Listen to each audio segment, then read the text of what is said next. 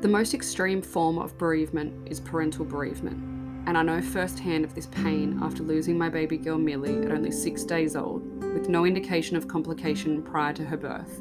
It came as a complete shock to us.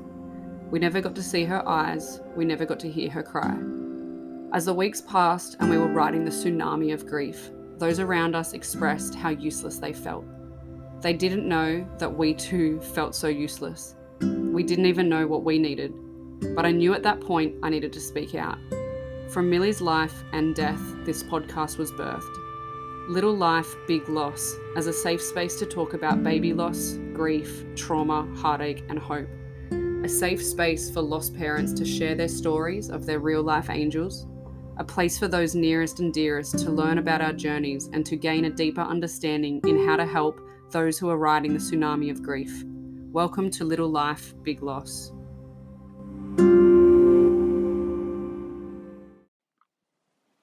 Good morning and, oh my gosh, I sound nasally. Welcome to Little Life, Big Loss. I think today we are recording episode 12 and I have little Miley on my lap today. He's just being the best little cuddler. We have a beautiful mumma Alyson joining us today.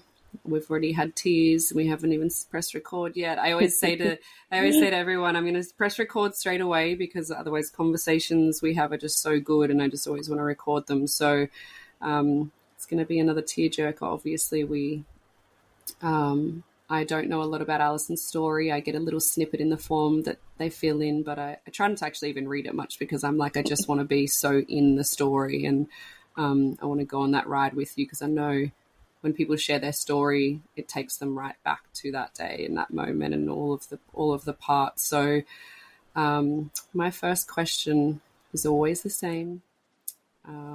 Who were you? Oh, firstly, I want to say thank you for coming on. I know it's a super vulnerable space, and it's I don't ever take for granted the opportunity and the trust that you have in me to open up. So thank you. Oh, thank you for having me. Who were you before the day you lost your baby? I was a mum. I also have a 12-year-old son, a wife. We also, prior to Lincoln, had 4 early miscarriages. So I have been a mum for a while prior to Lincoln. Mm-hmm. But yeah, pretty much mum life before. Yeah. Anyway, before we lost Lincoln, yep. Yeah. And what year Lincoln was recently? Last February. So he was born on the 22nd of February, 2022. So all twos. Oh, so special. Yeah. I'm a big numbers girl. I love that. Same, and my older son Lachlan was born on the 22nd of a different month, so 22 is a special number for our family. Yeah. I love 22. It's one of my favorite numbers. Oh, yeah, same.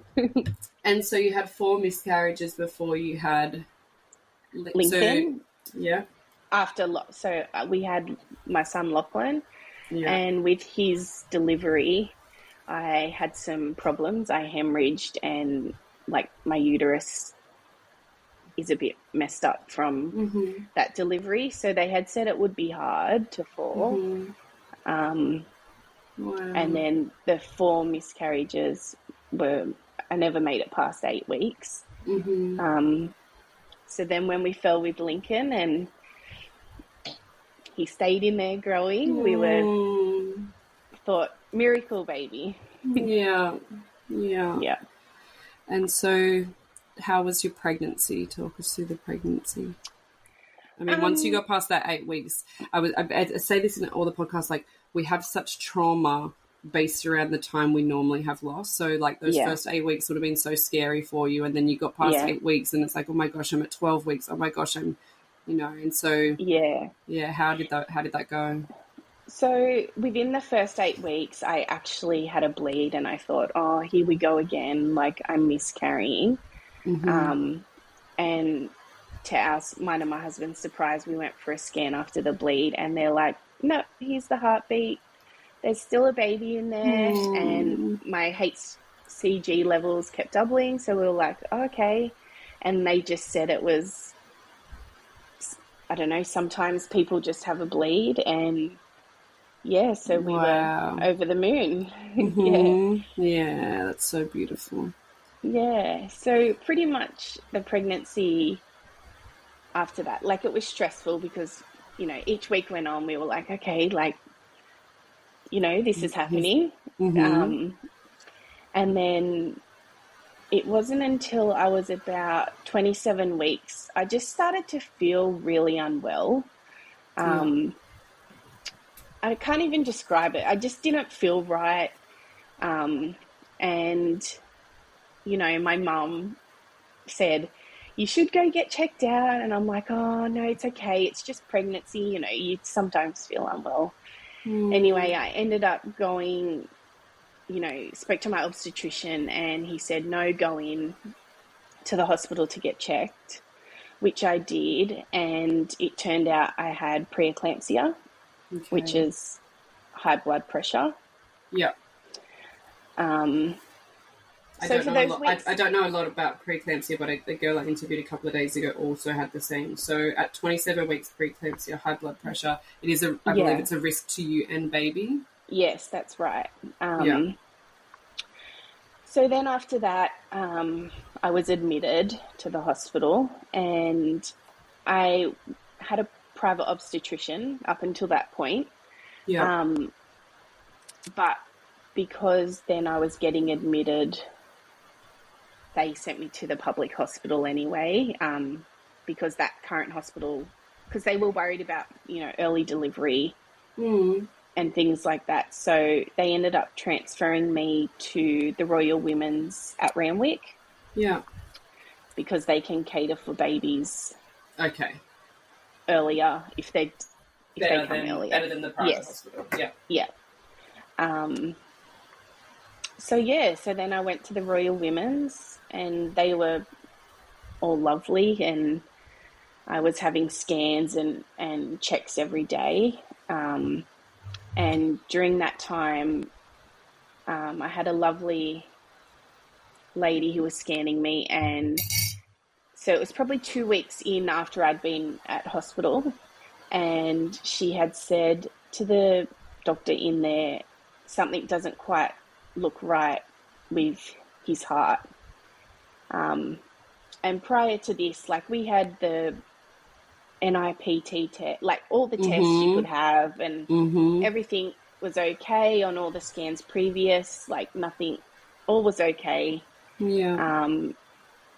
So then that was a bit of a curveball on top of, you know, and it was COVID time, the end of COVID time. So visitors weren't really allowed. And I don't know, I was super emotional, like just being away from home and my other son, like it was just, yeah, it was awful anyway. How far did you live from the Royal Women's? About half an hour. Yeah. So not too bad, like. But still a hefty drive, yeah. Yeah. So then after that scan, they said we will have to get a cardiologist to come and scan you to, you know, find out more information. And so I think it was a few days later, and prior to that, there was discussion about that it was really bad, like that the left side of his heart was not formed properly.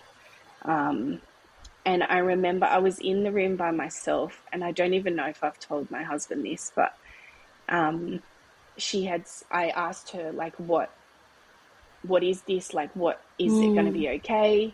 And she said, if it is this, we would offer women a termination.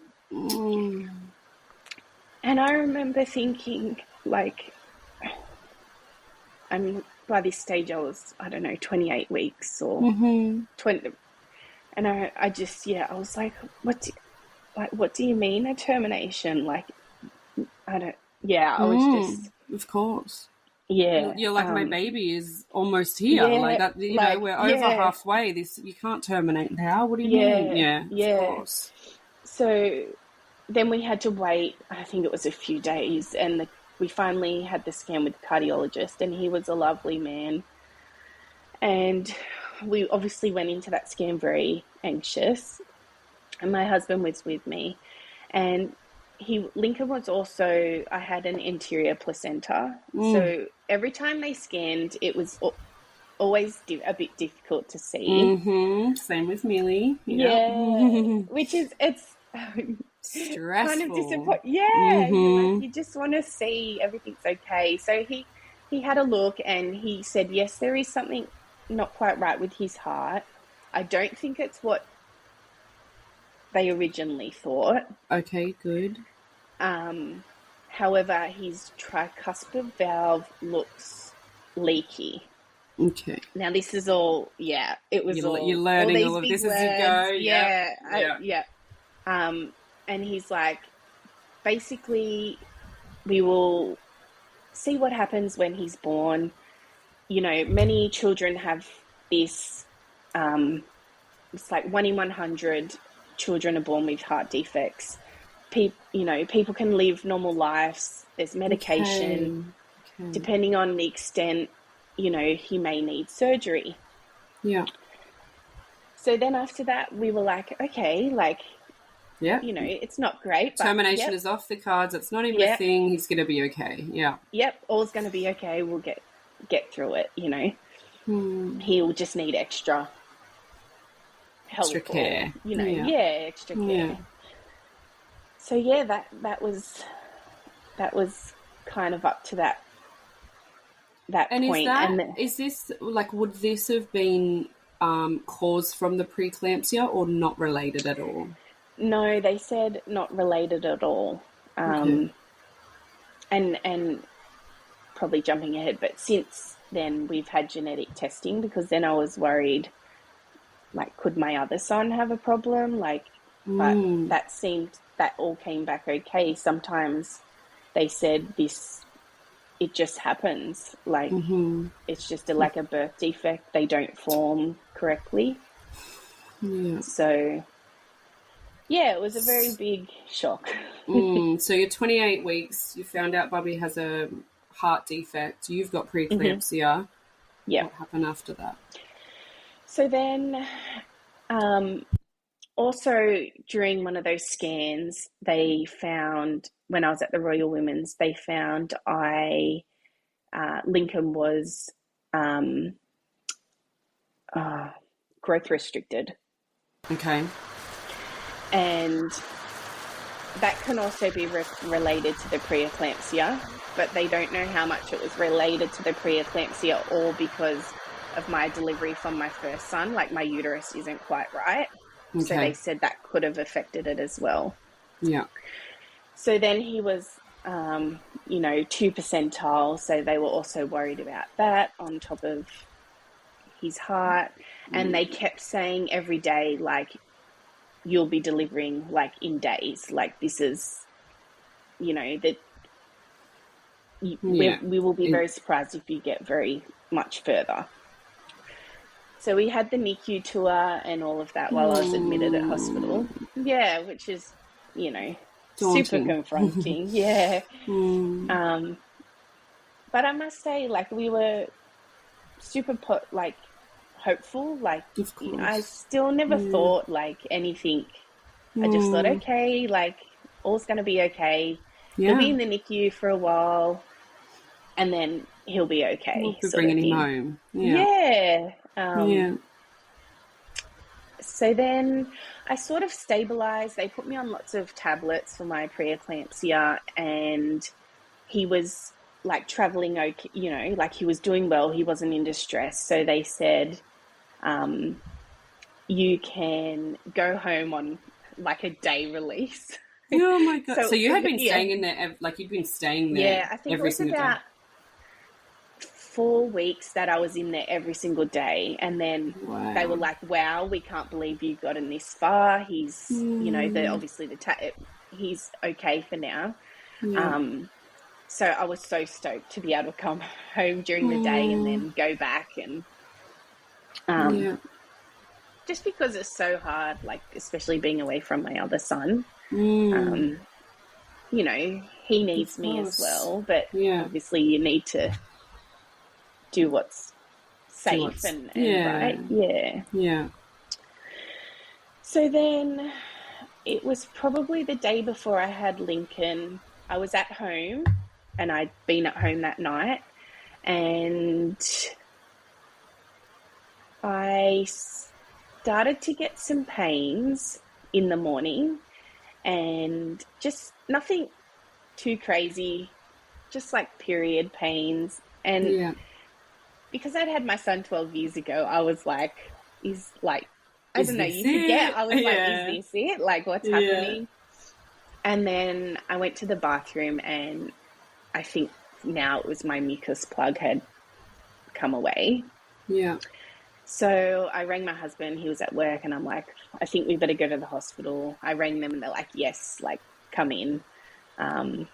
So I went in, and they, had me on machines and checked, and they said I wasn't in labor, but yes, my mucus plug had gone. Just, we'll keep you in, like, just does that mean sure. labor's imminent? Does that mean it's coming, or how long? I asked that question, and they said, like, sometimes women can lose their mucus plug weeks before.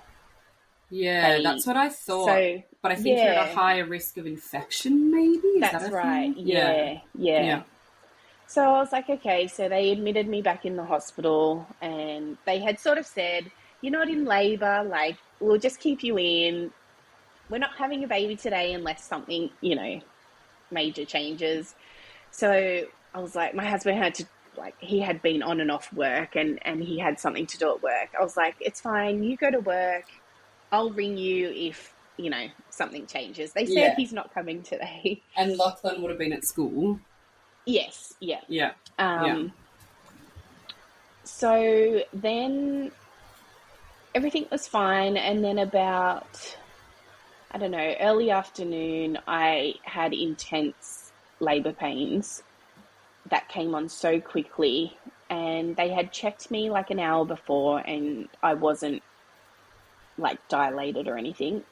And then when I had these major pains, then they came back in and checked me, and I was 2 or 3 centimeters.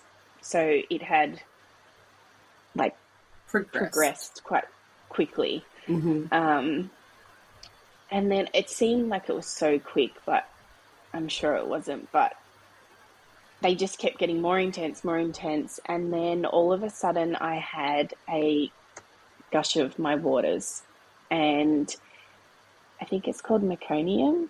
Yeah. Where he had pooed inside. Oh, yeah, okay, yeah. Yeah. So then, like, all these doctors come rushing in, and they're trying to get his heartbeat, and they could find it, but he was in distress. Like, it was dipping really low. So then my midwife is like, it's just chaotic. My midwife is ringing my husband saying, you need to come. Like, it's happening. So then basically within minutes, I was rushed down to theatre, and they put me to sleep because there wasn't time to, have an epidural. Yeah. And I had a cesarean, and Lincoln was born. And of course I was asleep, so I didn't know anything that was happening. Yeah. But I remember when I came to, but, like, you're still so out of it. Like, they had said, like, he is on life support, and he's very, very unwell. When he was born, they said he came out not breathing, and they had to perform CPR for over 20 minutes on him. But I still, when they told me this, I don't know, like, I still was like, okay. Like, my mind never went back. to... Yeah. My mind never went... Yeah, like... So, so we didn't get to, my husband obviously went down and saw him when I was still out of it. But I couldn't see him until the next day because by this stage it was like, it was like when I came at 2, it was like 11 o'clock at night. And obviously having a cesarean, I don't know, I couldn't see him till the next day. That's so shitty. Yeah. So then the next day, and came around, my mum had come in, she'd showered me, and I kept saying, like, can I go see him? Like, when, I want to go see him. I can't believe they didn't let you see him sooner. Yeah, I think the reasoning is because I couldn't get out of bed and because he was in the NICU. Yeah. I guess that's why. Yeah. And because he was super unwell, like they couldn't bring him to me. Yeah. Yeah. That's understandable. So then I finally went down and I got to see him, and he was like, he opened his eyes, and like it was obviously very confronting and scary. But yeah, like I was so over the moon. I was like, he's here. You're like, there's my boy. Yeah, like I was like, oh, we made it. Like, and then,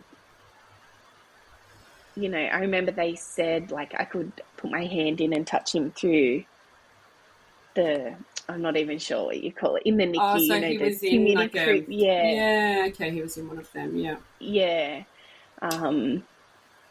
So that was so nice.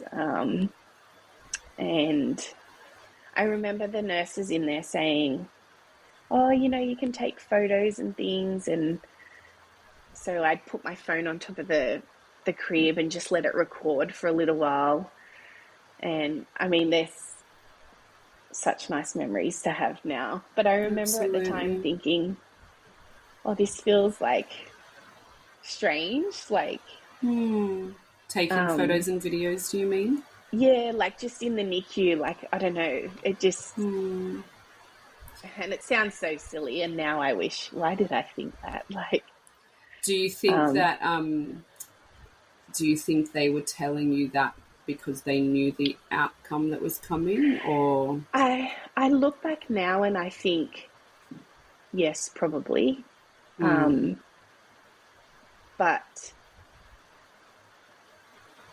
I never, like, got that. No. And I mean, and the reason I asked that question is because we were the same. Like, our nurses were phenomenal, the NICU nurses. And they were taking photos and videos of us. They would quite often just grab our phone and take photos and stuff with us. Yeah. And and at the time, I just thought it was beautiful. And because we always thought we're bringing Milli home. And when I look back now, I'm like, man, they knew and they were doing this so we had memories, which I'm so grateful for. Same, and I mean, maybe they had hope too, and they thought we're going to bring her home, and they were just going to be memories for us to look back at. But I don't think so. And so grateful for those memories. Same, and I wish we had more. Like, of course, But so then that day, like, I stayed with him for a while, and then I sort of had to, like, I went back to the room and I had to sort myself out because I still, they had to make sure the preeclampsia and everything like that. And my husband had come in and my son, just into the cafeteria because my son wasn't allowed into the hospital at the time. So because of COVID? Like it was the back end of COVID and they still had all those rules, one visitor and all that stuff. And in the NICU, it was only allowed me and my husband. Children weren't allowed anyway, and I'm not sure if that's a rule. I do. always? Or Yeah. So when we were in there with Millie, we had a friend yep. who had a baby, and we used to call him Millie's boyfriend. Like when Ah, Millie was neuter, we that's were so always cute. like, yeah, we were like, Mateo, Millie's coming soon. Like, we'd set them up for life. And Yep. he wasn't allowed in the hospital until the day she was passing, and then they let Yeah. him That was into to NICU with us. Yeah, but prior yeah. to that, there was no other kids allowed in there. Yeah.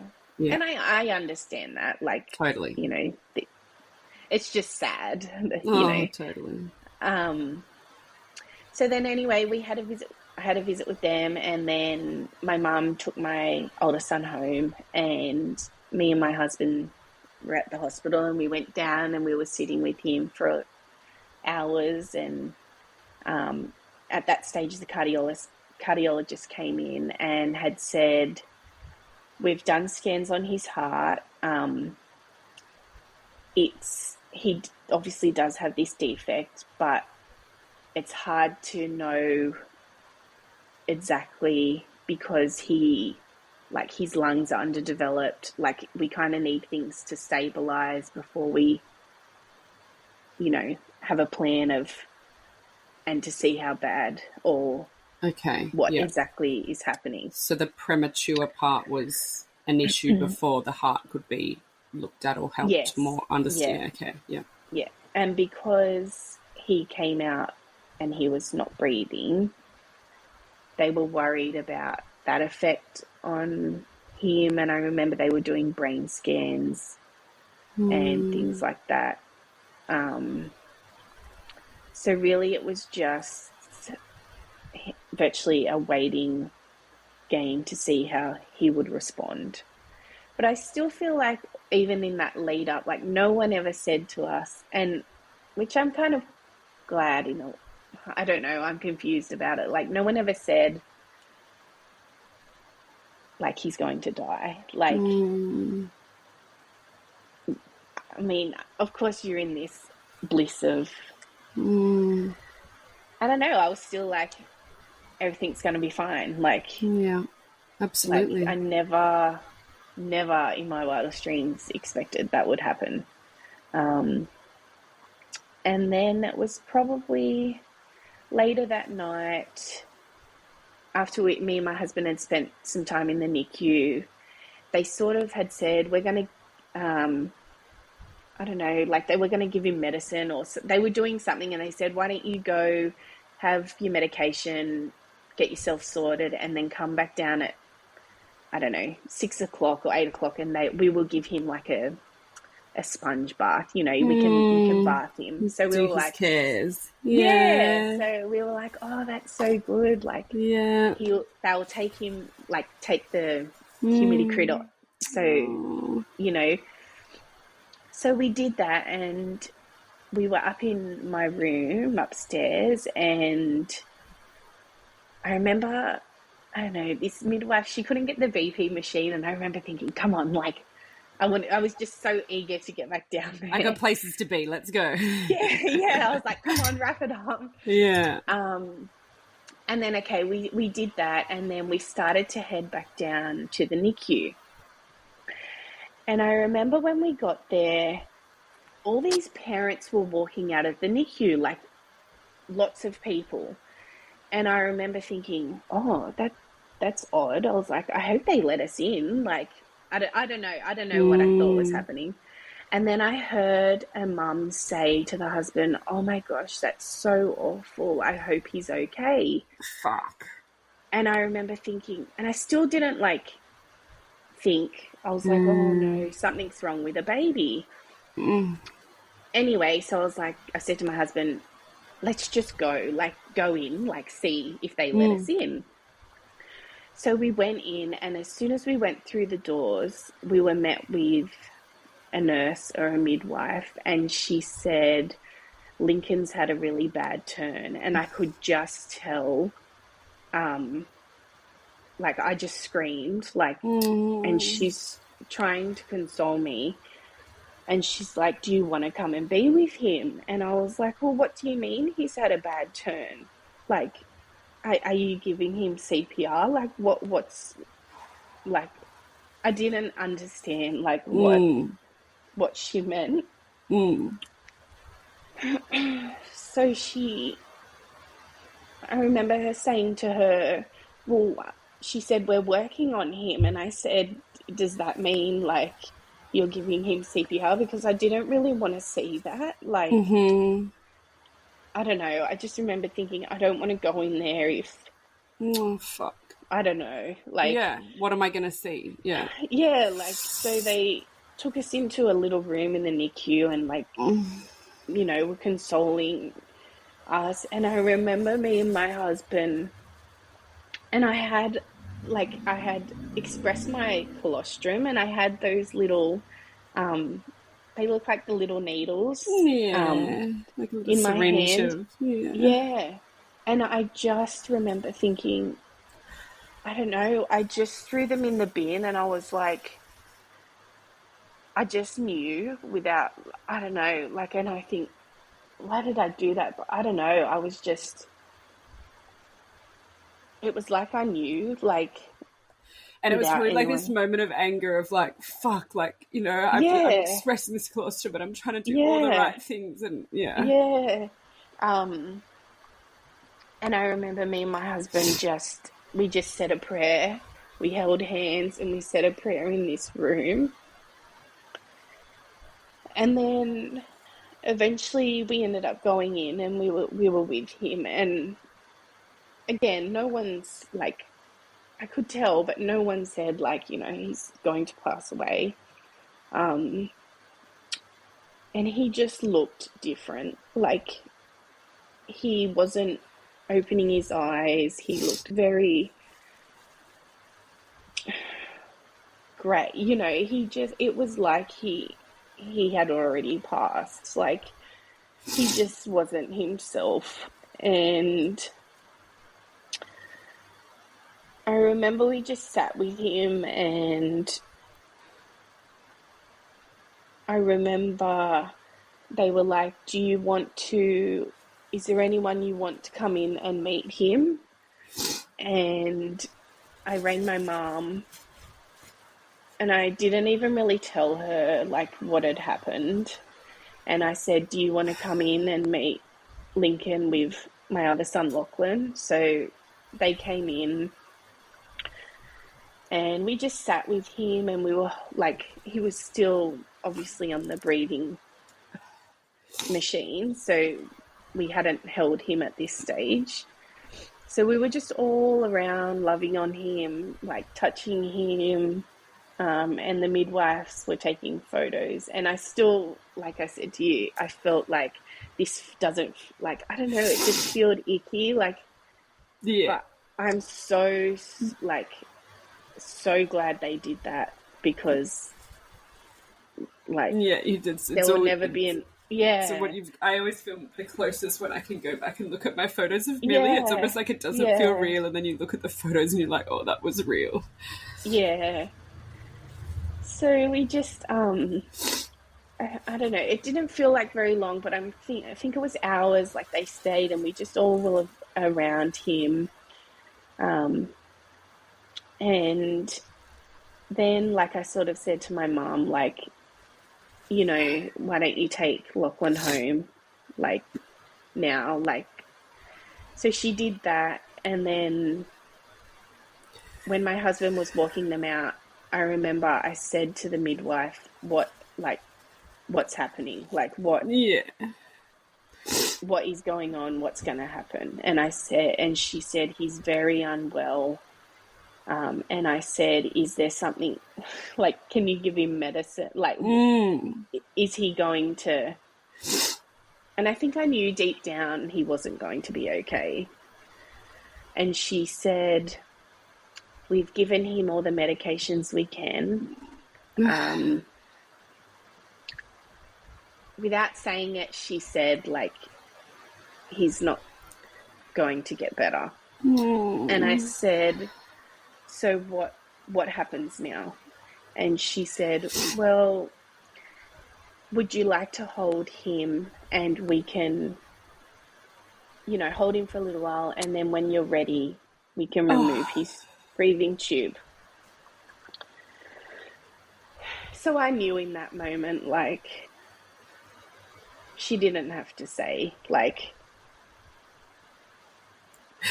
you know, and I remember my husband wasn't in the room when she said that to me. So when my husband walked back in, I said to the nurse, like, I didn't have the heart to tell him that. Like, Yeah. So I said, can you please tell my husband, like, what you just told me? So she did. And I don't know, like, you're in this haze. Like, I don't remember after that initial, like, I don't remember really crying. Like, it was like, it wasn't real life. Yeah, Like, you're in shock. It's just shock. yeah, like, and even then, you're almost in autopilot, like just yes, like, even though it's not auto because you've never done it before, but it like yeah, it doesn't hit you for so long later. yeah, like, and even then, like, I didn't in my mind think, okay, he's like going to part. Like, it's so surreal, like, so surreal. Yeah. So then, How did your husband react? Him. How did your husband react when she said it to him? Same. Like, it was like we were both just like, okay, like, I don't know, like, it wasn't like like, it was, we were in shock. But I think obviously we knew, but it was like no one wanted to say. Yeah. And we didn't want to say it either, because I guess if you say it out loud, then it sounds silly, but then it's going to happen. But I mean, it was going to happen anyway. And then we finally got to hold him, which was like the best feeling in the world. And they said, like, who wants to hold him first? And I remember I was like, I'm holding him first. Give him to me. Yeah. So it was so lovely, and so sad at the same time. Like, we finally got to hold our baby. And he was so little. He was only 1.35 kilos. So he was like this tiny little doll. And we were just loving on him, telling him we loved him, and his brother loved him, and telling him stories. And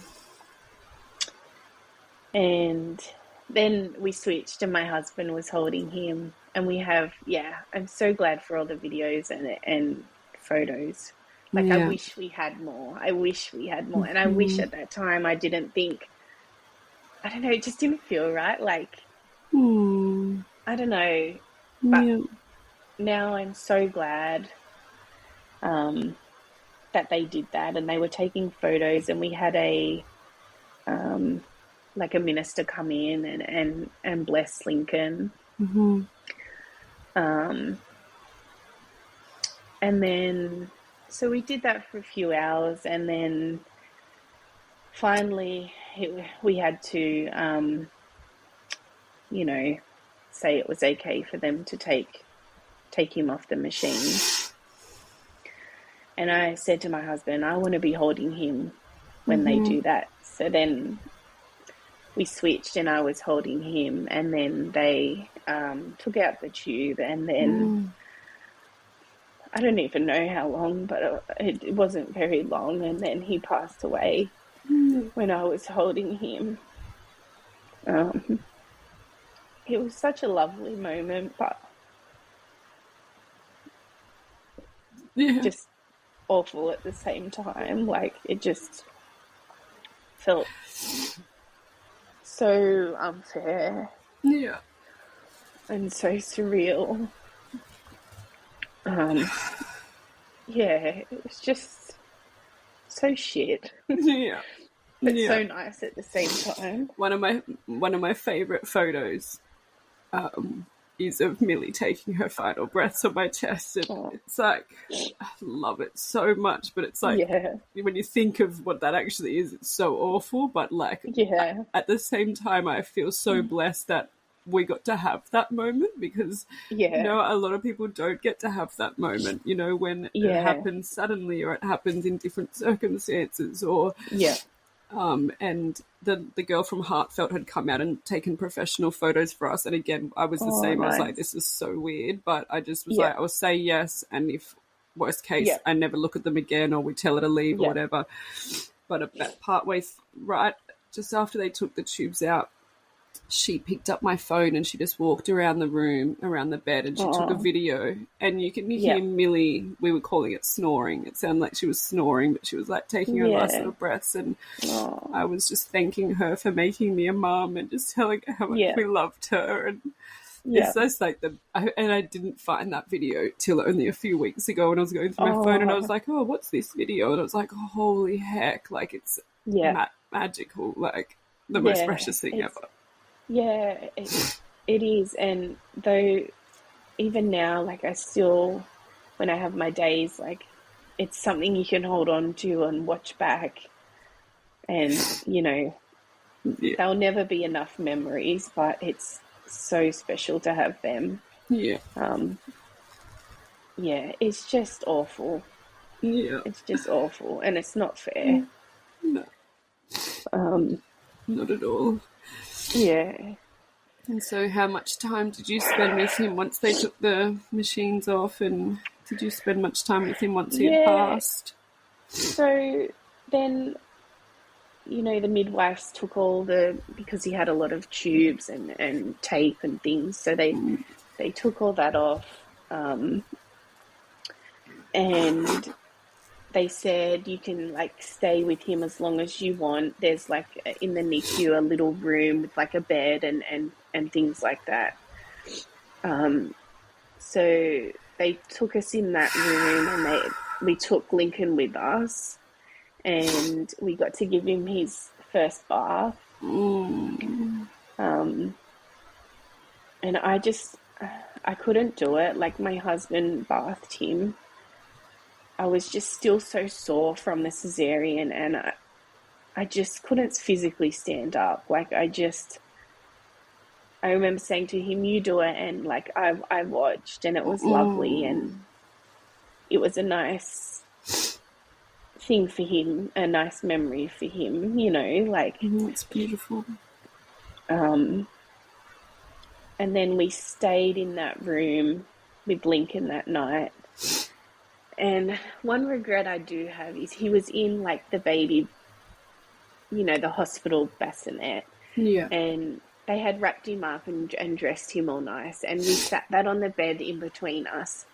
And I wish, like, I remember all that night, like, we didn't pick him up. Like, I don't know why we did. It's just, it was like, I don't know, but I really wish that we had. And just held him that night. I don't know. Yeah. It's so traumatic, you know. It's like my regret is that I didn't stay with her for longer, and we also couldn't bath her because like once she had passed, they took all the tubes out and they said to bath her, and they set the bath up, and I couldn't do it. Like it just felt so strange to bath my baby that had passed away.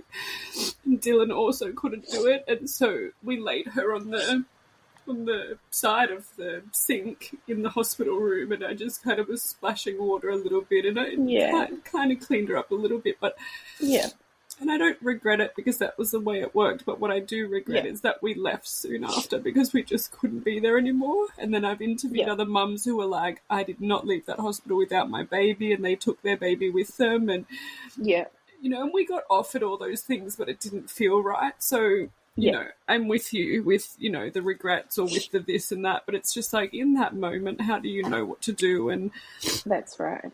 It's so scary. Like you're like, and you don't want to hurt them, you know, you don't want to, you know, I don't know. Yeah, no, I totally felt the same.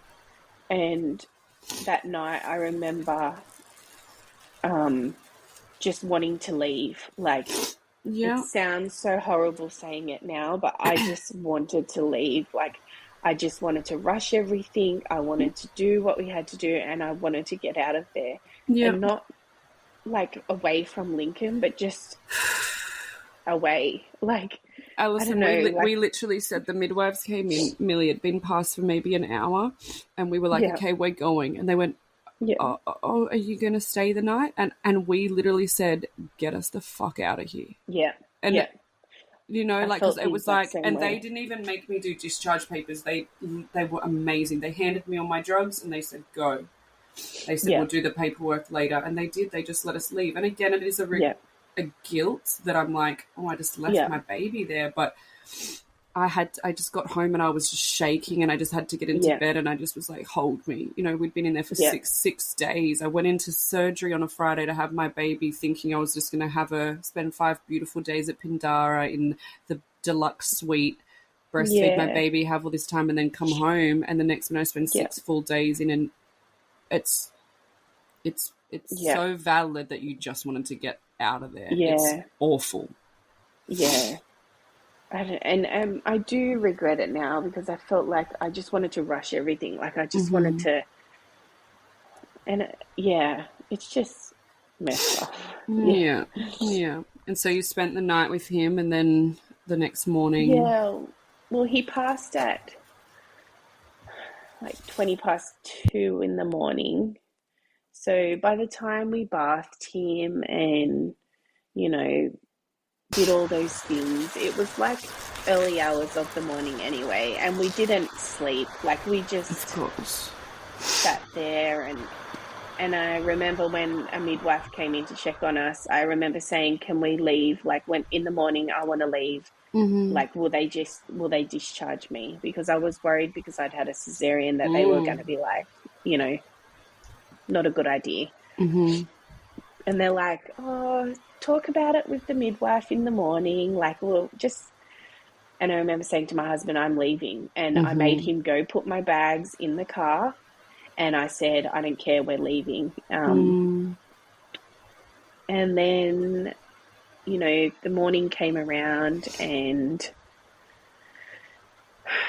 we wanted to go up to my hospital room and sort out what we had to sort out so we could leave. And then, so the midwife came and they said, do you want to come with us to the morgue to take Lincoln? And I was like, no, like, I don't know. It sounds so horrible, but I didn't want to. So she took Lincoln away, and that was really hard, obviously.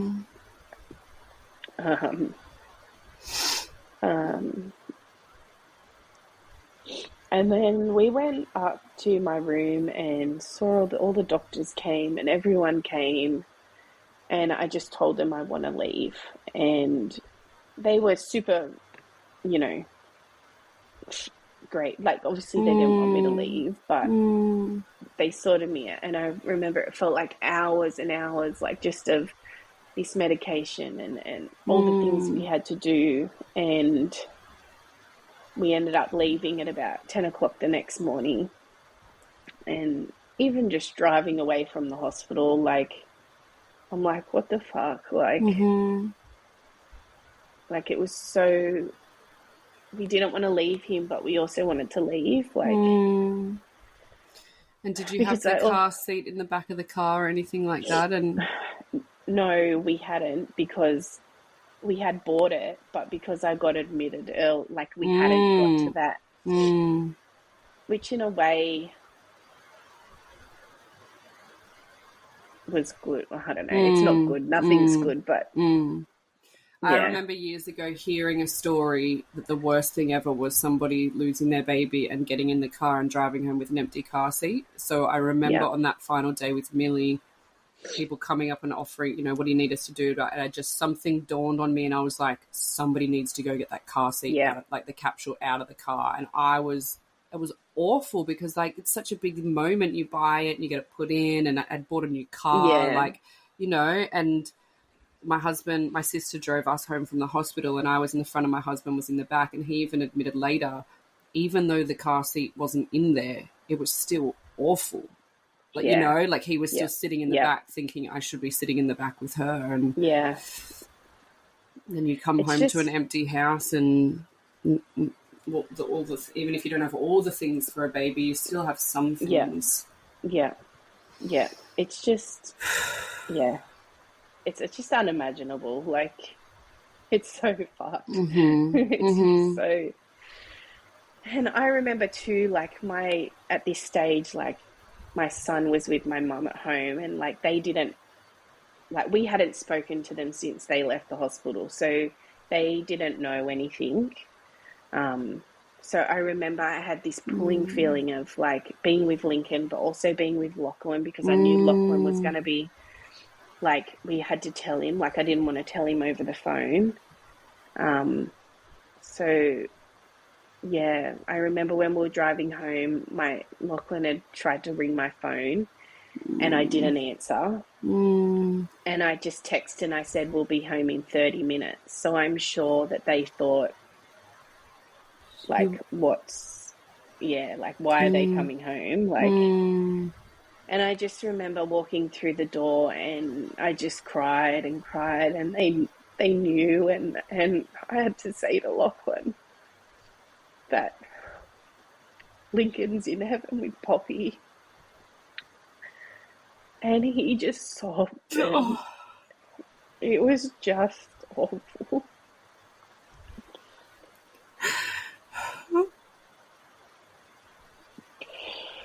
It was just so sad. Yeah. And it was just hell the next few days. Like, did you have good support around you? What were the best things that people did or didn't do for you in that time? Like, number one, like, my husband, he is amazing, and this Lincoln has brought us, you know, even closer together. I know some people say that, like, it can tear a relationship apart. Yeah. But he has been, like, I don't know what I would do if I didn't have him. He's been so amazing. Yeah. And my mum, she's probably copped the most, like, from just my grief. Like, sometimes you're just so horrible to some, you know, you just snap, and I take things out on her, but she's been, like, amazing. Like, I couldn't have got through it without her either. Just being there and helping us, and so you know, everyone's been wonderful. Of course, there's some people that, I don't know, they stay away instead of, which is hard. But people just sometimes don't know what to say, but it is a bit hurtful. Yeah. And the Bears of Hope, we got a bear when we left. Yeah, I love my bear. They have been incredible, especially Kelly. I see Kelly at Miranda. Okay. For counselling, and is that part of Bears of Hope? Yeah, so it's free counselling, and she's also a bereaved mother. Okay. It's just nice talking to someone that's been through the same thing and they validate that you're not going crazy. Okay. Like, it's just good to,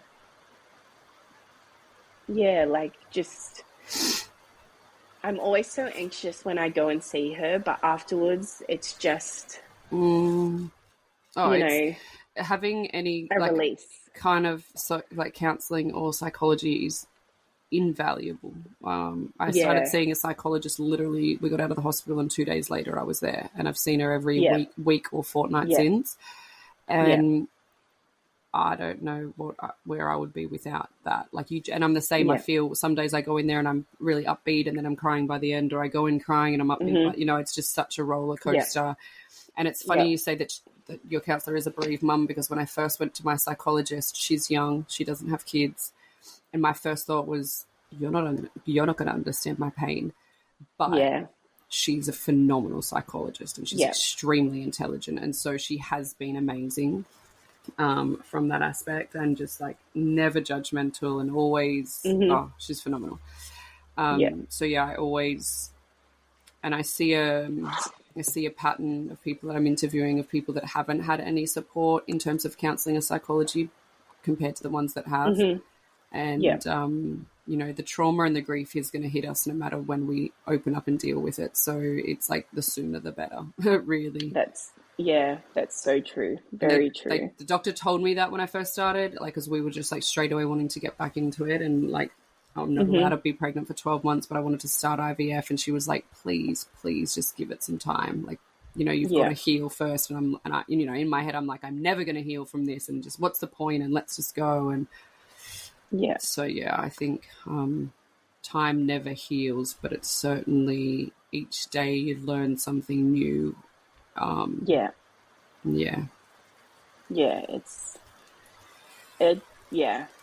don't think life would never be the same and okay, and something will always be missing. Like, I guess you just learn to live with it. And I think you have to find reason. This is going to sound really morbid, but I think you have to find reasons to keep living. You know, you obviously have Lachlan, which it would be such a driving force for you. Definitely. You know, I have moments where, you know, I was only messaging my sister yesterday saying, like, I only stay here for you and the girls. Like, it's just like so hard, because it's not that I don't love Dylan and I'm not staying here for him, but it's like, sometimes you think he would be better off without me, and like, you know, blah blah blah, all the shit. But it's like I would never. You just every day you need to find something to live for, and it's so hard when your baby's in heaven. It's like I know exactly what you mean and how you feel with that, because and the same is like my husband. Like, I love my husband, but if it wasn't for Lachlan, like, not that I would ever think, but I just remember thinking, thank God I have Lachlan, because otherwise I wouldn't get up every day like this. And with saying that, you know, people do say, well, at least you've got one child. That doesn't make it better, and that doesn't make it okay to lose a child. It definitely gives you reason to live, and it gives you, you know, like you said, that reason to get up every day, but it doesn't make baby loss any easier, because it just adds another element of grief, and it adds another element of you having to explain to your child that their little baby brother passed away. And our friends we had dinner with last night, they have a beautiful little boy, Judah. I interviewed her on episode 4, and they lost a little boy, Benji, 2 years ago. And, you know, quite often Judah misses his little brother, you know. So it's like, it doesn't make it better or easier when you already have kids, or, you know, when you get to have your earth babies later. Like, what, you know, it doesn't, but it gives you a reason to get up every day. I know that. I imagine it does. It's still, it's just messed up. It's just shit. There's no other way. It's just so shit. Like, and it's just not fair. And you said that when you're in the hospital, like, your husband and yourself said a prayer. Are you guys Christian or Catholic? And because I know you had and if you are, how has your journey been since then? Because I know we are Christians, and we were praying a lot in hospital, and I've struggled a lot with my faith since. So I'm Catholic. My husband's Christian. We're not super religious people, like my husband's family are. But, you know, we went to church sometimes and things like that. I found it peaceful, like that. I'm happy that lady had came and, you know, said a prayer. But I remember probably 6 months later, there was like a remembrance mass at the church. And I went, and I remember sitting in the church and just feeling so angry. Like I just did not want to be there. I was angry at God. Yeah. And I still feel like that sometimes. Like I just feel like, why did you do, like, what have I done? Why did you do this? Like, it can't, there is no God if, like, he took my baby. Like, I don't know, all these. But then when I say that and think that, I think, don't say that, don't think that, because I want to be in heaven with Lincoln one day. Like, it's just a head fuck. Back and forward. Yeah, pretty much. Yep. Yep. Yeah, I've been the same. So, you know, I was saved, became a Christian like maybe 2016, 2017 when I was in a really dark place.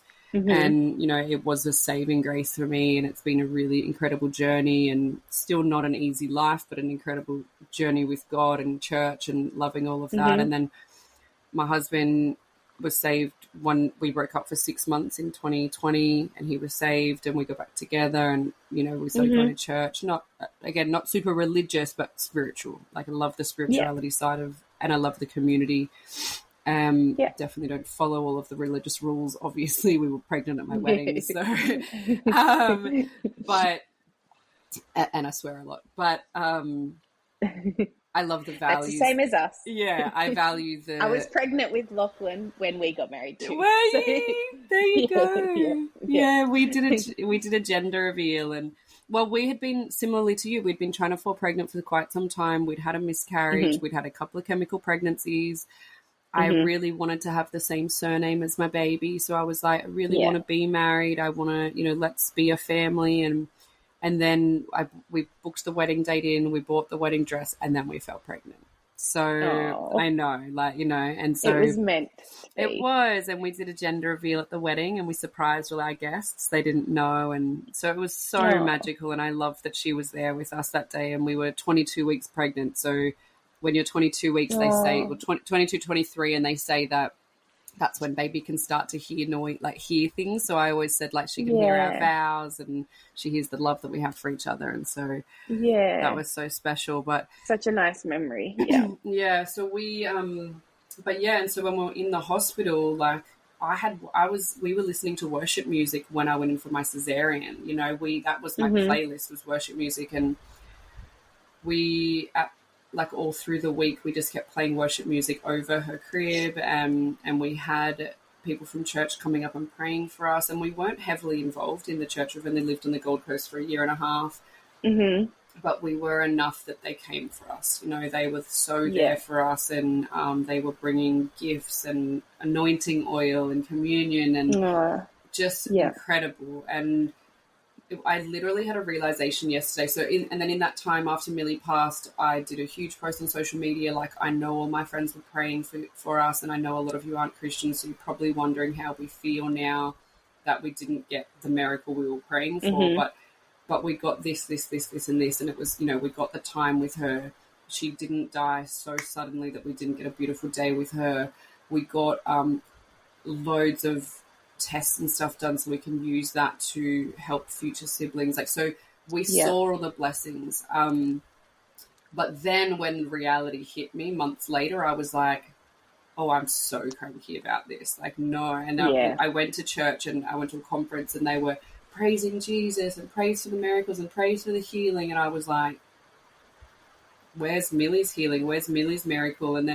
But then I go back, and there's that head fuck again. It's like, she was our miracle, and she's healed in heaven, and, you know, all the things. And then yesterday I had a realization. Dylan and I have been, our marriage is, you know, really being challenged in the last week with all the things. And I just was like, God, help us. And for that moment, I realized, like, he is there, and we do need him, and he is the first person I need to go to be like, please help, like, you know. And I did feel that little bit of relief of, like, I've got you. Like, I know this is shit, and I never promised life would be easy, but I promise I'll always be with you. And this is the first time I've actually gone deep into any kind of this on a podcast, but it was like, I want to be there, because I want to be in this space of not being angry at God, and I want to be in this space of having that belief still, because I do believe in heaven. Because if we don't believe in heaven, then we're our babies. Like, I have to believe in that, and I want to believe that they're up there with God and Jesus and in a beautiful garden. And I say to every mum or dad that I meet that when we become friends on earth, like you and I now are friends, I believe that our babies are dancing in heaven. So I truly believe that, Milli and Lincoln are up there dancing together, and I do truly believe that. And so I said to Dylan this morning, last night, I said, the best our marriage has ever been was when we were in that hospital, and we had God at the forefront of that whole thing. We were like, God, help us right now, And so I'm just like, we have to get back into that space of just praying for peace, or praying for comfort, or praying for something because right now our marriage, like, everything is not good. And so let's just, and so we're going to go back to church this Sunday, and we're not going to go every week. That's just it. But no.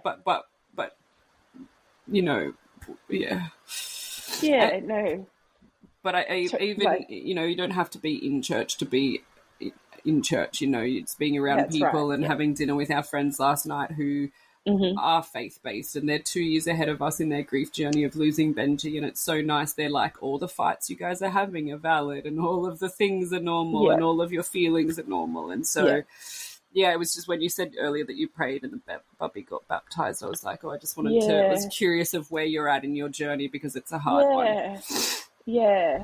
It's definitely like you said, a pull,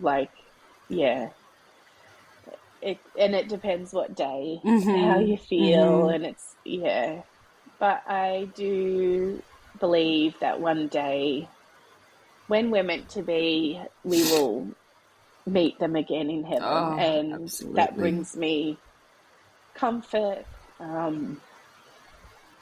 So. Absolutely. Yeah. People I get a lot of things sent to me from friends that says, like, how beautiful that voice will be when you hear "Hi, Mummy" for the first time in heaven, and I'm like, oh my word. And so, did you have a funeral for Lincoln? You guys came home afterwards and spent a couple of awful days at home, and then obviously the process starts of, are you going to do an autopsy? Are you going to do this? Are you going to have a funeral? How did you guys navigate that time?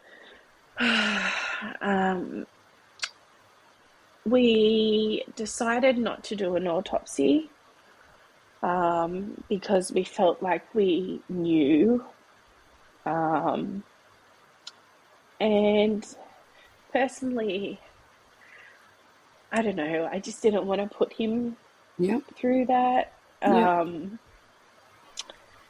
So we decided not to, but they did a few other biopsy tests and things, which we said that they could do. And then just trying to, plan the funeral.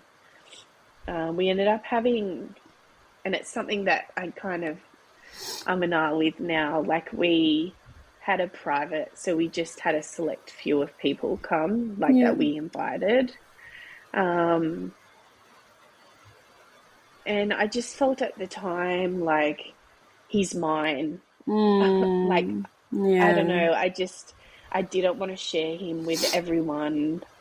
Yeah. I don't know. And now I think, it would have been so nice if everyone, but that's how I was feeling at the time. So we had a lovely little, well, not lovely. You know what I mean? It was lovely, but awful. A funeral, and we actually decided we buried him with my dad, so that gives me comfort that they're together, and my dad is looking after him until we can again. Yeah, that's so beautiful. And so I'm a details person. You literally put the casket in on top of his or with his, or with my dad. So they're in the same plot together. I love that.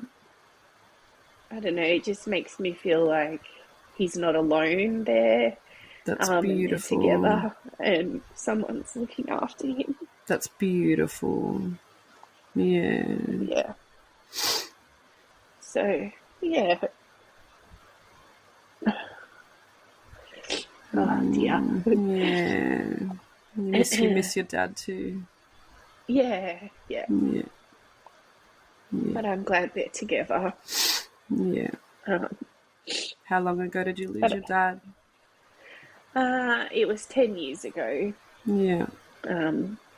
So, yeah, just... And we ended up naming Lincoln's middle name is my dad's name as well. So that's... So special. You know, nice. Yeah, special. Yeah.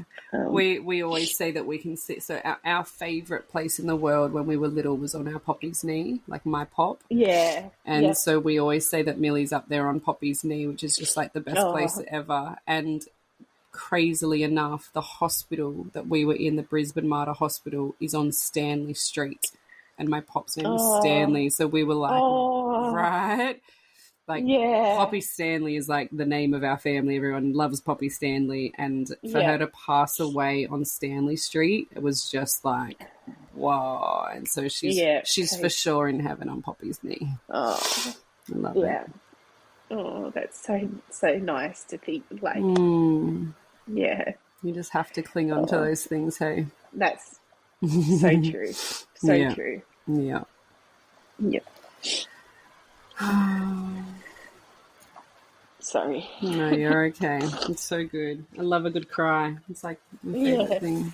But, you know, it's so nice to connect with other families and other mums and just to talk about it and not feel so alone. And that's what I said to you at the beginning of the call, like I never feel alone because there's just so many of us who have experienced this, whether more recently or whether a long time ago. And what I'm noticing is it can be equally as raw once we start talking about it, no matter how long the time. So, you know, I think so. It's been 18 months since you lost Lincoln.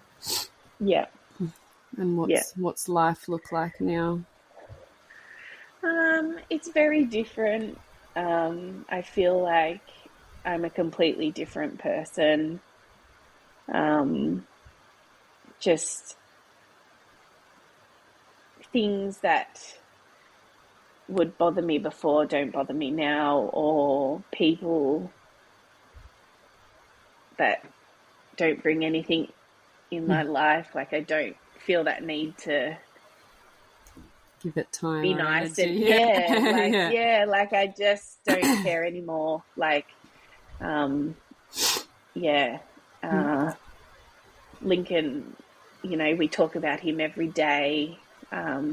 You know, he'll never be forgotten because we'll make sure of that. And you made a little garden for him. Yeah, we have a little garden in our backyard, and someone bought us, there's a Master Lincoln rose. Cute. So we planted some of them, and there's a little light with Lincoln's name. So that's beautiful. You know, that's a nice thing to do as a family, to look after the garden. And that's so nice. Yeah. I was going to say something else. How did you going back to work? Do you work and Yeah, so I don't know why, but I felt the need to go back because I had been off for so long already. Oh, of course, Yeah, so, and I remember someone asked me like a month after I'd lost Lincoln, have you gone back to work yet? And I remember being so angry, thinking, why are you asking me this? Like, if Lincoln was here, you would not be asking me this. Like, and anyway, I went back probably 2 months or so after. And, it was super hard. I'm just not the same person, and I just couldn't concentrate.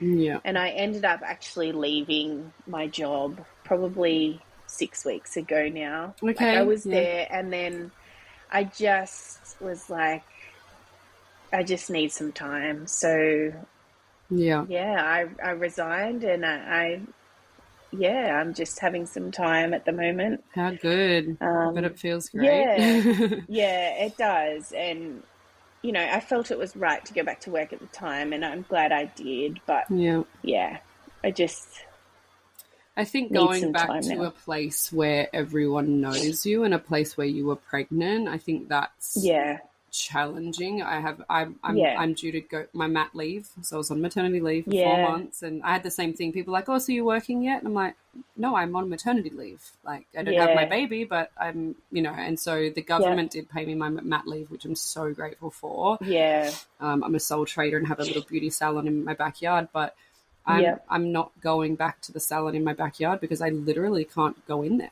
I'm like, I was Yeah, pregnant in there. All my clients knew me. I worked up until 38 weeks. They all bought me presents, and I literally imagined introducing my baby to every one of my clients in that salon. You yeah, know, I can't. Or yeah, someone said the other day, you know, change the wording, it helps. And I was like, okay, well, I'm choosing not to go back into the salon because yeah, that feels really traumatic for me, and I don't want to yeah, put myself through that. So yeah. we've just moved my salon from the cottage in the backyard to a room in the house, which is still Okay. separate access, beautiful Yeah, ensuite. So it's like still a beautiful salon experience, but I'm so nervous. Like, you know, I'm going yeah, to have my clients are beautiful, but they all know. yeah, And even if they didn't, I'd want to tell them anyway. So it's like this challenge of like wanting to talk about it so much, but then knowing what it's going to bring up. And so every client that comes in, I'm going to be showing, I've made like a little space on the wall with all photos of Millie, so that when they come oh, in, that's it's so like, lovely. here she is, like, let me tell you, Yeah, you know, and yeah, just opening up. So there's no awkwardness from them of, is she going to talk about it? Is she not? But yes, I can only imagine going back into, you know, if you work in the corporate world or, you know, hospitality, and going back to working with so many people that would all have different opinions, and they'd be making mm-hmm. comments or they wouldn't be making comments, and you just want to scream like, my baby died. You know, you want to talk Yeah, about it, but it's just so hard. I just yeah, it is. Yeah, navigating. and all you can do is what you feel is right at the time, Yeah. and Yeah. And then like you've yeah, done what is right in 18 months time, you know, it's just yeah, that riding that yeah, wave of what's next. What yes, do I need yeah, right now? yeah. That's very true. Yeah, Yeah. Well, it has been so lovely chatting to you. I'm not sure if there's anything else you want to add. I think that's all. I just wanted to say thank you so much for doing this podcast. It's wonderful what you're doing, and I'm so sorry about Millie. Thank you. Thank you. I really, really love doing the potty. I just like, you know, Yeah, people think it's crazy I'd start something so soon after, but you know, I say to people, it feels like something just dropped from heaven and into my heart, and was like, I need to do this because I needed to talk about it. And yeah, then I realized when people loved hearing my story, it's like, well, hey, maybe I can share other people's stories. And I think only someone that's been through what we've been through can be the person interviewing people, right? You know, like yeah, you have to have definitely. experienced it. So, no, it's my absolute pleasure, and I feel really honored to have had you on. And thank you for sharing Oh, Lincoln thank with you. us. Thank you so much. You're welcome. And yeah, this podcast will be up in a couple of weeks, and you'll be sure to know about it. Thank you so much. Thank you. And here for you if you need anything. Whatever. And you too. Yeah. Thanks, Alyson. Thank you. All right. Bye-bye. Bye. Bye-bye. Bye.